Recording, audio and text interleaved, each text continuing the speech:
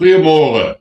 Dit is maandagoggend 12 Januarie 2026 en ek groet julle hartlik hier vanaf die walle van die Groot Rivier. Met alles wat gesê word en aangaan rondom die gesamentlike vlootoefeninge tussen Suid-Afrika, Iran, Rusland en China, het ek baie gewonder oor wat is aan die gang en wat is besig om te gebeur boonbehalwe die vlootoefeninge. Wat is die boodskap wat hulle wil uitstuur indien enige? Is dit doelbewus om die Trump-administrasie verder te frustreer of wat is hier aan die gang? Maar toe ek nou die eerste beeldmateriaal begin kry van die Iranse skip wat aan die oefeninge kom deelneem, en ek sien dit is hierdie vragskip. Met ander woorde,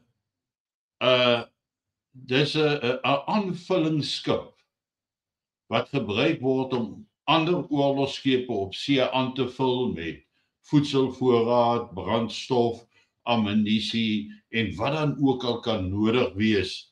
En hier is hy in die proses om teen die hawe in Simonstad vas te meer. Ek het nog 'n fotootjie wat ek vir julle wil wys van dieselfde skip. Julle kan self sien, dis 'n massiewe vragskip. Dit is die Iris Makran. Iris staan natuurlik vir Iranian ship, Iranse skip. Dit waarvoor Iris staan. Iris Makran is daai skip se naam. Nou dit was voor jare 'n tankerskip gewees wat toe die Iranese vloot uitgekoop was en omskep is om militêre vrag en voorraad te dra. Nou, ek kon toe nou nie anders as om te wonder daaroor hoekom 'n vragskip en nou sy in Simonstad. Toe dink ek terug aan generaal Mapwanya, die hoof van die weermag, wat in Augustus verlede jaar Iran besoek het, wat 'n omstrede besoek was en nie baie mense het antwoorde gehad oor wat het generaal Mapwanya daar gaan soek nie. Nou wonder ek, het ons nie hier weer 'n Lady Air situasie nie? Dat onder die dekmantel van vlootoefeninge, hulle hou wel die vlootoefening, maar in die proses word van daardie vragskip wat ons gesien het, hierdie ene, word dalk toerusting afgelei wat generaal Mapwanya gedurende sy besoek in Augustus georganiseer het. Ek kan nie help om te dink dat hierdie die eintlike rede is oor die besoek vir die vlootoefeninge, die besoek aan Simonstad nie. Dis dalk net nog 'n Lady Air situasie waar afgelei gaan word dit wat die weermag heel moontlik aangekoop het of onderhandel het oor of beding het voor toe generaal Mapwanya Iran in Augustus besoek het. Maar wie weet, kom ons kyk wat spring uit op die ou einde van die dag. Maar hierdie is 'n tipiese aksie wat nog meer frustrasies ensovoorts gaan veroorsaak. Ons sien dan ook dat die ANC het hulle 114de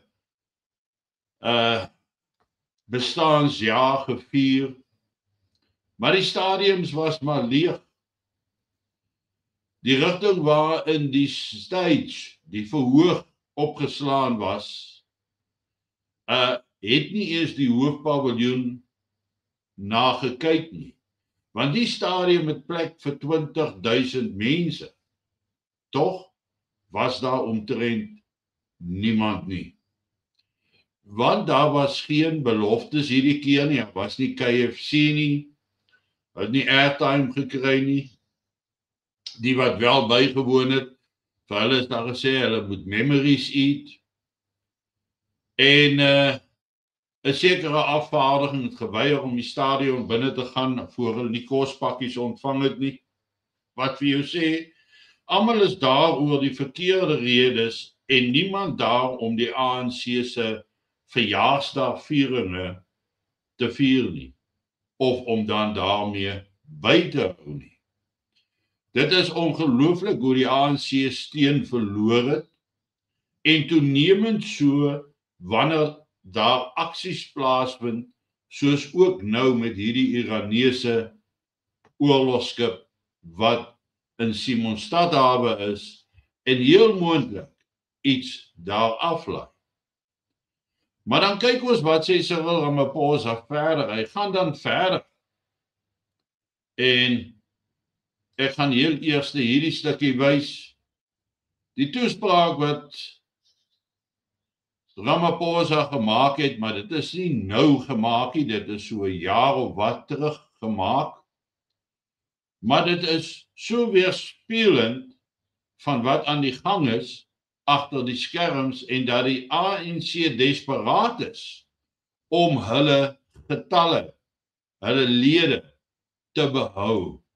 En om hulle lede te behou, sal hulle meer en meer aggressief moet optree, meer beslissend moet wees, maar alles gaan in die verkeerde rigting plaasvind. This speech is tantamount to a calling to a militant uprising. The man has lost the plot. What we are witnessing is the death throes of the ANC. En dan speel ek vir julle hierdie videoklip wat We lose the ability to grow and to renew itself. So therefore, I call upon you to return to the militancy of the ANC Youth League of the 1944 era, to go back to the militancy of the ANC Youth League of the 80s and the 90s. This is your heritage. That is where you belong. That is where we want to see the ANC Youth League returning to. We don't want to see an ANC Youth League that is docile. We don't want to see an ANC Youth League that is asleep during a revolution. You are the revolution. Daardie oproep van Ramaphosa vir die jeug om terug te keer na die radikalisme van die 80s en die 90s, sê vir jou dat hulle besef dat hulle verloor steen op voetsoolvlak in die jeug. Spesifiek, hoe meer opvoeding daar in die land is, hoe minder ondersteuning het die ANC in die proses. Maar dit is 'n baie gevaarlike rigting waarin ons beweeg, om sy jeug te mobiliseer, om gereed te maak, om die revolusie deur te voer, soos hy dit noem. Aan die ander kant antagoniseer hy die sterkste land in die wêreld, sy lugmagvloot gewys, en hier roep hy vir geweld. Nou ons weet, daar is reeds in die pipeline planne om BEE verder uit te bou, om dit nog moeiliker te maak vir die minderheid, om werk te kry, om werk te doen. En dit alles wat hier gebeur, dra by tot die verdere verval van Suid-Afrika. Hierdie Iraanse vrachtskip, wat nie 'n oorlogskip per se is nie, maar wat wel aan die Iraanse vloot behoort, dit is soos ons eie Tafelberg en Drakensberg aanvullingsskepe wat ons gehad het, die twee. En daar's heel waarskynlik vrag mee ingekom. Alles onder 'n dekmantel van 'n gesamentlike vlootoefening. Op 'n tydperk waar die ANC meeste van hulle steun verloor het in Suid-Afrika, hulle waarskynlik besef hulle sal nie weer 'n verkiesing wen nie. Hulle het ook nie die vorige een gewen nie, maar hulle het aan bewind gebly met deur middel van koalisies.